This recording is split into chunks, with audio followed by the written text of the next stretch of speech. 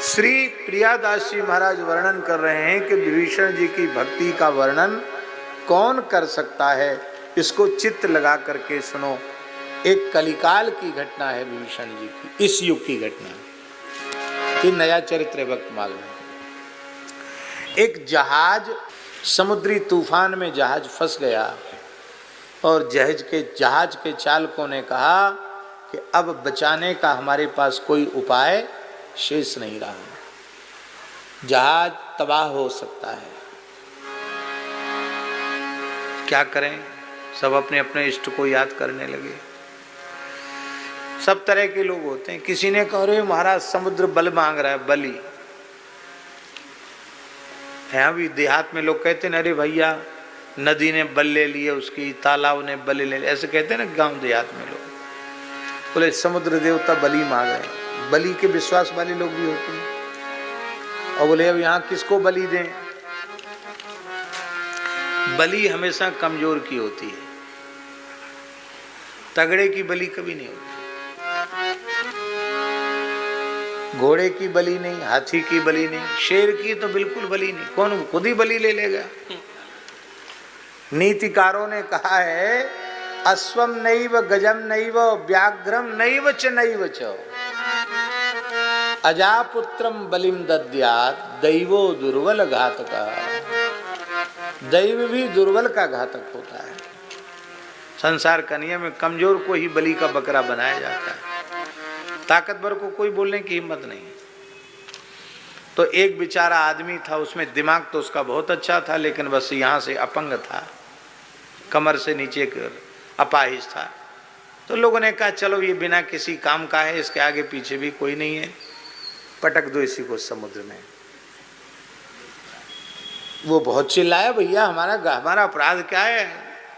बोले नहीं, अरे इतने लोगों के प्राण बच जाएंगे, तुम मरो तो मरो। उसको जो है वो समुद्र देवता पटक दिया उसको। अब तूफान बहुत तेज था, समुद्री तूफान। उस तूफान में वो डूबा नहीं, उस समुद्री तूफान के सहारे वो उड़ता उड़ता उड़ता उड़ता तूफान के सहारे चला गया और जहां विभीषण जी का राज्य उनकी सीमा में पहुंच गया, वहां गिर गया, बेहोश पड़ा था बेचारा। एक विभीषण जी का सेवक राक्षस घूमने फिरने आया था समुद्र के किनारे। उसने देखा तो कहाँ तो वो विशाल पर्वताकार राक्षस, वो कहाँ ये अपाहिज छोटा सा कलयुगी आदमी। तो त्रेता के तो आदमी कलयुगी आदमी को देखें तो उनको खिलौना जैसा लगेगा। आप चित्रकूट गए हैं, फटिकशिला गए हैं, राम जी का चरण चिन्ह देखा कितना बड़ा है, 1 हाथ लंबा है, 1 सवा हाथ का चरण चिन्ह है राम जी का। त्रेता का आकार है राम जी का, इतने बड़ा चरण है उनका, तो आकार राम जी का कितना बड़ा होगा। और अब हम लोग कलयुगी प्राणी हैं तो हम लोगों का आकार बहुत छोटा है। तो कहाँ तो वे प्राचीन युगों के और राक्षस असुर, और ये बेचारा अपाहिज आदमी। तो इनको लगा कोई खिलौना है, इसको लंका के अजायब घर में धर देंगे, लोग देखेंगे इसको कि हाँ ऐसी भी कोई चीज़ होती है।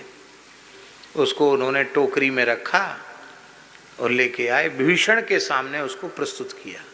ये प्रियादासी ने चरित्र लिखा है। भक्ति जो विभीषण की कहे ऐसो कौन जन, ए पे कछु कही जात सुनो चित लाए के। चलत जहाज पर अटक विचार कियो, को अंगहीन नर दियो ले बार। जाए लगे टापू ताही राक्षसन गोद लियो, बोध भरी राजा पास गए किलकाए के। देखत सिंहासन ते कूद परे नैन भरे, याही के आकार राम देखे भाग पाए के। उसको देखते ही विभीषण जी सिंहासन से कूद पड़े, साष्टांग चरणों में प्रणाम कर लिया। क्यों? बोले इसी मानव आकार में श्री रघुनाथ जी लंका पधारे थे। ये राम जी तो नहीं है, पर राम जी ने जिस भारत वर्ष की धरती पर जन्म लिया, वहाँ का एक भारतीय मनुष्य तो है। हमारे लिए तो भारत की धरती से वहाँ का कोई विकलांग भी आवे तो मेरे लिए वह श्री राम जी के जैसा आदर नहीं है।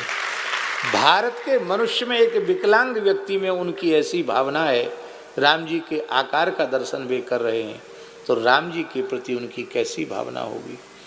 महाराज साष्टांग प्रणाम करके उनका बड़ा अभिषेक हुआ उसका। अब विभीषण तो महाभागवत परम भागवत, उन्होंने जब मस्तक पर चंदन लगाया, उसका स्पर्श किया तो उसका पंगुत्व दूर हो गया, एकदम ठीक हो गया, चंगा हो गया वो। अब खूब बढ़िया उनका अभिषेक हुआ, खूब सुंदर कपड़े पहनाए, सुंदर उनको भोजन कराया। लेकिन वो आदमी घबरा रहा था, उसने सोचा, वो समझता तो कुछ था नहीं, वहाँ की भाषा बोलचाल सब सभ्यता। उसने सोचा कि ये तो चमत्कार हो गया कि हम बिल्कुल ठीक हो गए, लेकिन ये सब इसीलिए किया जा रहा है कि स्वस्थ व्यक्ति की ही बलि चढ़ाई जाती है। अब ये राक्षस हमारे किसी देवी देवता के सामने बलि चढ़ाए, बलि के बकरा को खूब माला वाला पहना देते हैं, ऐसे ही खूब माला पहनाई जा रही है। तो विभीषण जी छड़ी लेकर सामने खड़े, नेत्रों से आंसू बह रहे। तो उन्होंने देखा कि ये तो बेचारे सूख रहे हैं, बड़े घबरा रहे हैं। फिर आप श्रीमान जी, आप प्रसन्न नहीं हो रहे हैं, आप घबरा क्यों रहे हैं? उसने कहा, महाराज आपकी बहुत दया होगी, हमको जल्दी से जल्दी भारतवर्ष पहुंचा दिया जाए, क्योंकि मैं यहाँ एक क्षण नहीं रहना चाहता हूँ। तो रचिके सिंहासन पहले बिठायो ताई क्षण, अपने सिंहासन पर उसको बिठा दिया। राक्षसन रीझ देति मान शुभ घरी है, तऊ ना प्रसन्न हो तो छन छन छीन ज्योति, पूजिए कृपाल मत मेरी अति हरी है। चाहत मुखार विंद अति ही आनंद भरी, ढरकत नैन नीर टेक ठारो छड़ी है। छड़ीदार बन के खड़े, करो सिंधु पार मेरे यही सुख सार दियो रतन अपार वाई, ठोर फिरी फिरी है। उसने कहा, महाराज हमको समुद्र से पार कर दो, यही आपकी बड़ी सेवा होगी। अब तो महाराज तमाम दिव्य रत्न विभीषण जी ने उसको दिए और रत्न दे करके कहा कि ठीक है आप जाओ। बोले, महाराज अब हम पार कैसे होंगे? तो विभीषण जी ने क्या किया कि तुलसी के दल में श्री राम नाम लिख दिया और उस व्यक्ति के पगड़ी के भीतर उसको रख दिया राम नाम को, और पगड़ी बांध दी और कहा, अब उसको पता नहीं कि क्या कर दिया विभीषण जी ने। और विभीषण जी का विश्वास कि जब राम नाम श्री रघुवीर प्रताप ते सिंधु तरे पाषाण, बड़े बड़े पहाड़ तर गए तो ये आदमी क्यों नहीं तरेगा, भवसागर पार उतर जाता है तो क्या है। इस विश्वास के आधार पर राम नाम लिख दिया। अब तो महाराज वो जैसे योगी लोग मन की गति से चलते हैं, ऐसे वो समुद्र की लहरों पर चलने लग गया। पोटली सिर पे धरे और चलने लगे, बड़ा खुश था। और महाराज जी अब वो जहाज वहीं मिल गया उसको रास्ते में, जिस जहाज से उसको पटका था ना, वो जहाज रास्ते में ही मिल गया। उन्होंने पहचान लिया उस आदमी को। अरे बोले, तो बड़े कपड़ा लत्ता पहरे, बहुत आभूषण पहने, ये तो कहाँ से, ये तो और ठीक भी हो गया, ये इतनी तेजी से कैसे चल रहा, जहाज से भी तेजी से भाग रहा है। तो उन्होंने आवाज लगे, भैया रुको रुको रुको रुको, बैठ जाओ, जहाज में बैठ जाओ, काहे को इतना श्रम करो, बैठ जाओ। बैठ गया, बिठा लिया उसको, जहाज रोक के सीढ़ी वीढ़ी लगा के उसको चढ़ा लिया। और चढ़ाने के बाद फिर वो पूछने लगे तो सीधे साधे आदमी ने सारी बात बता दी। उन लोगों ने कहा कि बहुत अच्छा हुआ, इसके आगे पीछे तो कोई दिखाई नहीं पड़ रहा आदमी, कोई हिमायती तो इसका है नहीं, इसको फिर से पटक दो समुद्र में, और इसकी जो गठरी है ना जिसमें रत्न भरे हुए हैं, इसको छीन लो। तो उनके मन में जैसे ही बेईमानी आई कि वो समझ गया कि इनकी नजर बदल गई है, तो उसने कहा, भैया तुम हमें फेंकोगे, हम समझ गए तुम्हारी नजर देख के, उसके पहले हम ही कूद जाते। पुटरी ले, गठरी पुटरी लेके कूद गया और कूद करके पल्ली पार चला गया। बोलो भक्त वत्सल भगवान की जय। राम नाम लिख शीस मध्य धर जियो या को, या ही जल पार करे भाव सांचो पायो है, ताही ठोर बढ़ियो मानो नयो और रूप भयो, गयो जो जहाज सोई फेर करी आयो। लियो पहचान पूछो सब सो बखान कियो, यो हुलसायो सुन विनय के चढ़ायो। पर्यो नीर कूदने के माया ने प्रवेश करियो, हरियो मन देख रघुनाथ नाम भायो है। वहां के बाद जब वो पल्ली पार उतरा तो उसने पगड़ी खोली। उसने कहा कि इस पगड़ी में कुछ धर दिया था, वही चमत्कार है जो मैं भाग रहा हूं, ये क्या चीज है। उसने देखा तो तुलसी के दल पर लिखा था श्री राम। क्या लिखा था? श्री राम।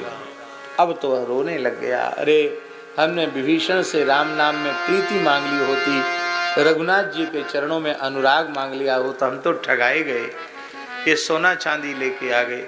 उसने तुरंत ब्राह्मणों को आवाज लगाई, दीन दुखियों को आवाज लगाई, सब लुटा दिया। और जो विभीषण जी ने राम नाम दिया था उसी को सर्वस्व मानकर अपना जीवन राम नाम के लिए समर्पित कर दिया और वह एक महान संत हो गया। ये कथा भक्तमाल ग्रंथ में ऐसी कथा है जो इस युग की घटना है।